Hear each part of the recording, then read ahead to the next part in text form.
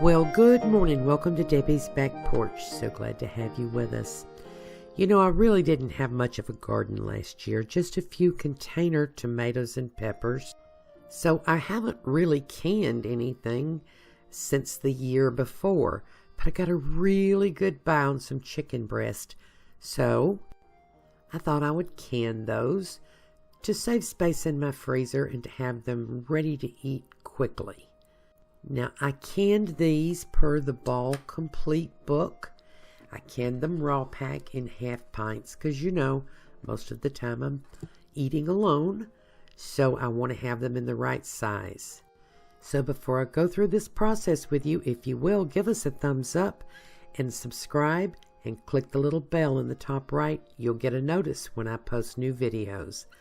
Let's start canning. Now, I sort of shortened the name of this book. This is the Ball Complete Book of Home Preserving. And let me talk about that just a little. I believe in canning safely, and I believe it strongly. What that means to me is you go to a reliable source and you follow the directions for the recipe the way it has been tested to ensure safety. After a lot of research, I can say that to me, Ball, Bernardin, and National Center for Home Food Preservation are the only sources that I trust to be thoroughly tested and absolutely safe if you follow the directions. And I invite you to join my canning group on Facebook, Safe Canning by the Book on Debbie's Back Porch. So for canning this chicken raw pack, I followed the directions on page 398 of the Ball Complete.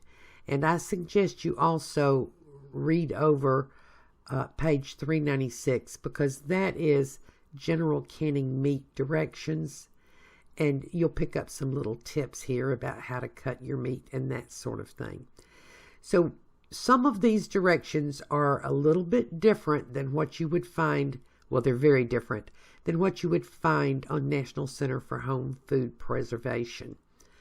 By the way, here are my little half-pint jars because this is the size I want.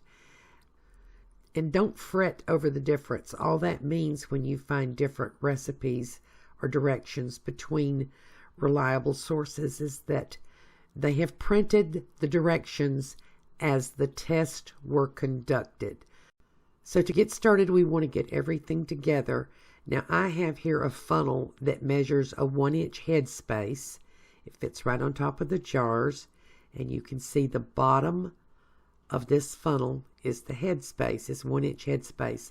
And on most jars, that's going to be the bottom of the rings. I have a little vinegar for cleaning the rims of the jars, and I have a spatula, and I have some chopsticks. You probably have a little blue debubbling tool. I'm using this instead. I had a scoop. I have my lids in warm water, not hot, and they don't have to boil. And then I have my supply of rings. I will also have an amount of hot water to use to add per the directions. Now I have here my chicken breast. By the way, I got these for $1 a pound, so I bought 10 pounds. But I only have about 5 pounds in here, and I didn't weigh them. But I have cut them in 1-inch strips, and then I've cut them in pieces to fit in the jar no less than 1 inch. And as you read the directions, you will see that chicken can be canned bone in. The directions are a little different, and I'll mention that when we start talking about times.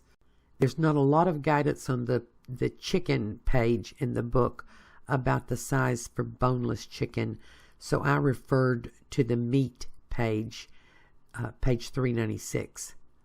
Now I'm going to start filling my jars, and I'm going to give you some explanation that I think is pretty important. When canning, I always tell people, and Ball tells people, not to stage your jars. That means don't fill the jars all up and then put them all at the same time in your canner. And that's because generally when you're canning, you use hot jars and you put them in a hot canner. This particular recipe specifies room temperature jars. I do not have the heat turned on my canner yet. So I'm putting these little pieces in the jars right up to the 1-inch line. And I'm going to go ahead and fill up all the jars with chicken. That's something I would call staging, and I suggest you never do that when you're doing a hot pack of anything. But this particular recipe specifies room temperature jars. That's a little counterintuitive for me, but I'm going to follow the directions exactly. Now, when you're filling your jars, don't pack it in, but move it around enough so that you don't have big air gaps. So fit it together like puzzle pieces so that you've got plenty of chicken in there. If you'll notice, I'm using gloves, not because I'm canning, but because this is chicken. And once I'm done handling the chicken, I took them off. So now I have a quart of very, very, very hot water. And I'm going to do the 1 jar at a time process from now on. I poured in enough of the hot water to bring it up to the 1-inch mark. Actually, I went a little bit over.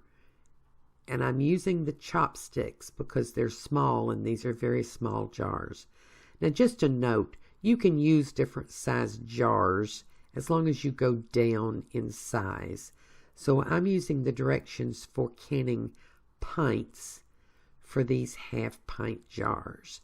And I have a little bit too much water in there. And the headspace size is very important.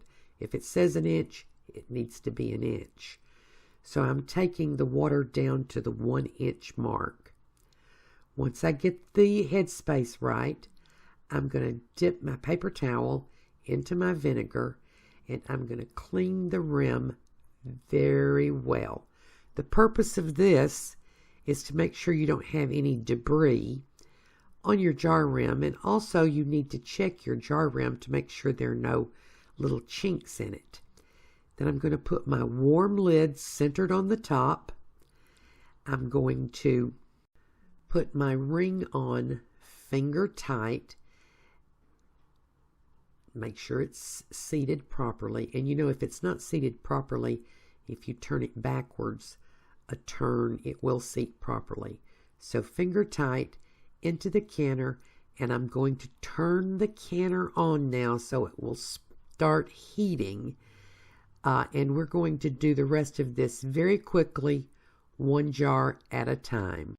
So let me emphasize the not staging rule, which we're not really following in this recipe because the tested directions were different. But the reason you don't do your jars all at one time and then put them in the canner is because if you're heating the water in your canner, which you normally would, and you have heated your jars, which you normally would, the jars will cool off during the staging process. Then you move them over to your canner, put them in the hot water, and boom, it can break. That's called thermal shock. And that's the reason we generally say your default practice is not to stage your jars. Do them 1 at a time and move them directly to the canner. By the way, you could add salt at this point. I'm not salting this. If you do use salt, you want to use canning salt, but except in pickles and some relish recipes, salt is always optional. It's up to you. I actually prefer to add the salt when I'm cooking or using the canned product. So again, I'm tightening this finger tight, and that just means turn it until it's on securely and give it about another quarter turn. Finger tight. If you tighten your jars too much, your lids might buckle. So this worked out to 10 half pints, and they'll all fit in 1 layer in my All-American. You could do 2 layers if you have more chicken. You should put a rack between layers or offset the jars, but I always use an extra rack. Now this water is still not very hot because, as I've explained ad nauseum, the jars were at room temperature. So I'm going to put the lid on. I have the heat on about medium-high. And with an All-American, you pull these big old screws up and then you tighten them from opposite sides. I'm going to zoom the camera out a little bit so you can actually see that. So once you get your lid on, you pull these big screws up opposite sides and screw them down finger tight. Let me move it around so you can see it. I'm sorry for the jiggling. I'll let you watch this process. Just finger tight. By the way, I didn't mention the amount of water in your canner depends on the directions for your canner. Generally, it's 3 quarts. So go back and look at your directions for your canner. I only have the All-Americans, so I can't go back and tell you exactly. But for most canners, it says 3 quarts. And that doesn't matter how many jars you put in here. It's 3 quarts, if that's what your directions say. So I have those tightened finger tight, and then I go back a second time and really tighten them down. The thing about an All-American canner is you don't have a gasket, so seating this is very, very easy. So I have the heat on medium heat. All-Americans have both a dial gauge and a weighted gauge. If you only have a dial gauge, you must have it checked for accuracy every year. With a weighted gauge, you never have to check it for accuracy. So the weighted gauge, you can choose 5, 10, or 15 pounds. If your elevation is under 1,000 feet, then you use the 10-pound weight. If your elevation is more than 1,000 feet, you need to read your recipe, your directions closely. It will tell you a different weight, generally 15 pounds. If you're using a weighted gauge, it would be 15 pounds. So now we just go away and wait for it to start to vent. So I've left the sound on here so I can explain venting to you. I know you can't see it, but there is a steady plume of steam coming out of the stem where you put the weighted gauge. And if you'll listen, you can hear it. Or maybe you can see it. We want to let this vent for 10 full minutes. So when we have a solid plume of steam coming out, I'm going to set my timer for 10 minutes and then I'll come back. After the 10 minutes, you slip the weighted gauge on. Use a pot holder because that steam is hot, hot, hot. The dial gauge will almost immediately start to rise, but we still have it on medium-high heat, and we're going to go away for a minute. And so we went away long enough to let this start to rattle, and I want you just to watch it for a couple of minutes. Getting the right jiggle on your weighted gauge, jiggle, I love that little term, is the main way to make sure that you don't have siphoning in your jars. So you'll see this starts to wiggle a little bit, and then it'll stop, and it'll wiggle a little more. And my weight dial gauge over here shows 11 pounds. So that's where you want it to be. You're using a 10-pound weight. You're actually getting 11 pounds pressure. No matter what brand of canner you use, you don't want a full tilt boogie jiggle going on your canner. You're losing too much steam. You're using too much electricity or gas. You want, with an All-American, to get 3 or 4 jiggles per minute, and you keep an eye on the dial gauge to make sure that that's maintaining the proper pressure, which it will. I suggest if you have a different brand of canner that you go on YouTube and you find a video of the proper jiggle or rocking or whatever your particular canner calls it. What you're looking for is what's called the sweet spot. That's the highest heat at which you can maintain the proper pressure. On my stove, that's the indicator 3 on the dial. On your stove, it may be different. When you first start canning, find that sweet spot and mark it on your stove or mark it in your mind, so that when you're canning, you're always canning at the sweet spot and not any higher. So as soon as I reach the proper pressure, I turn my heat down to the sweet spot. This is how you prevent the siphoning that so many of us struggle with. You make sure that there are no sudden changes in heat. You turn it to the sweet spot, you let it stay at the sweet spot, and then we'll cool these jars down gradually when they're done. So my canner is up to pressure. I've turned it to the sweet spot and I'm watching it. I'm going to set my timer, per these directions, to 75 minutes, which is the time for pints of boneless chicken and 90 minutes for quarts of boneless chicken. If you're canning chicken with bones, that's 65 minutes for pints and 75 minutes for quarts. So I will occasionally glance over and I will listen for the jiggler to make sure that everything is going properly, but you don't have to just sit and watch this. We'll come back when our timer goes off. Well, on second thought, I think I'm going to let you watch this for just a minute or so that you can see how it jiggles, and then it appears to stop for a few seconds, and then it starts to jiggle again. That's normal. If you look over here to this dial gauge, you can see that we're maintaining the proper pressure.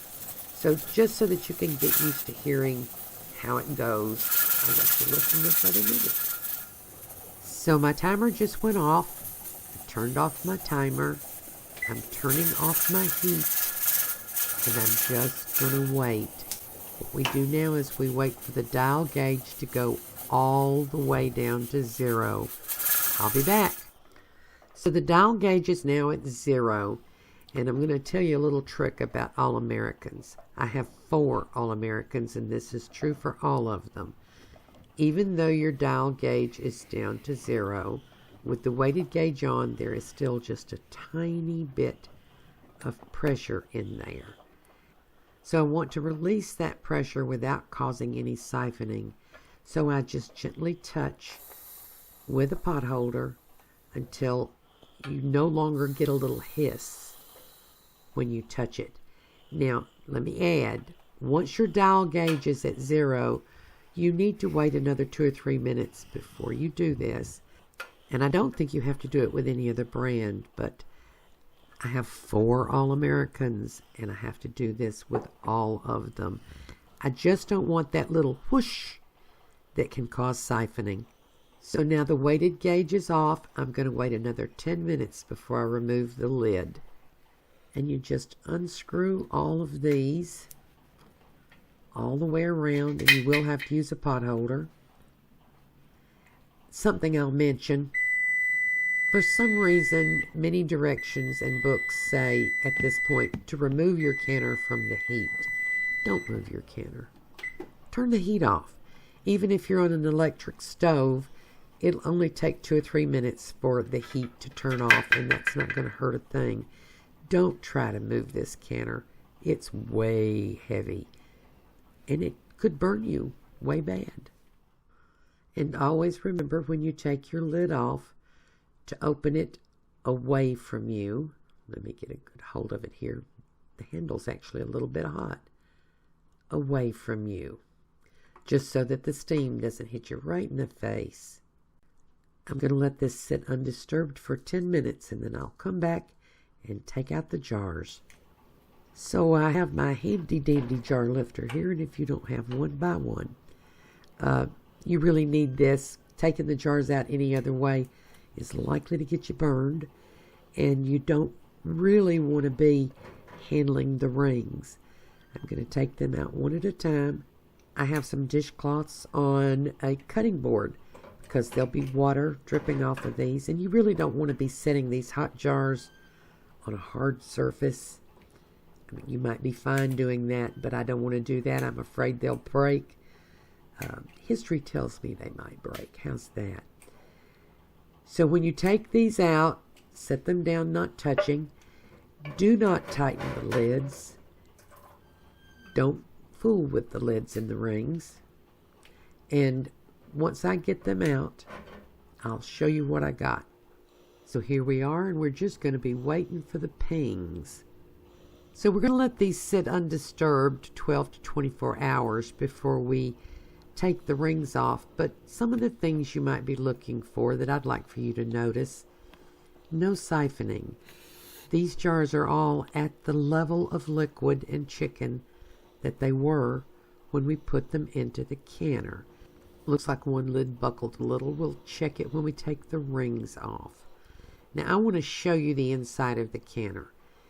If you can see, that water is absolutely clear. That's also an indication that there was no siphoning. We're done till the morning. So the next morning we're going to take the rings off. And I will tell you that that little one that had a tiny buckle was sealed properly. But you know, I always use those first. And that will happen sometimes. It just means I tighten the lid a bit too tight. So how do you check to make sure they're properly sealed? These are fully cold. They've been here since last night about 9. Take the ring off and then lift it by the lid. That's hard with these jars as small as they are. But that lid holds. I will now wash these off with cool water, wipe them dry, and store them. I just want you to take notice of this. The liquid is right at the ring, the 1-inch mark. People struggle so hard with siphoning, I know, because I had struggled so hard with siphoning. But remembering your sweet spot and avoiding any sudden changes of pressure while you're canning will reduce siphoning to almost nothing. I know some folks are a little bit afraid of canning meat. I hope this video helped you get over that fear if you're one of those people. I want to invite you again to join us on Facebook at Safe Canning by the Book on Debbie's Back Porch, and I hope to see you again tomorrow.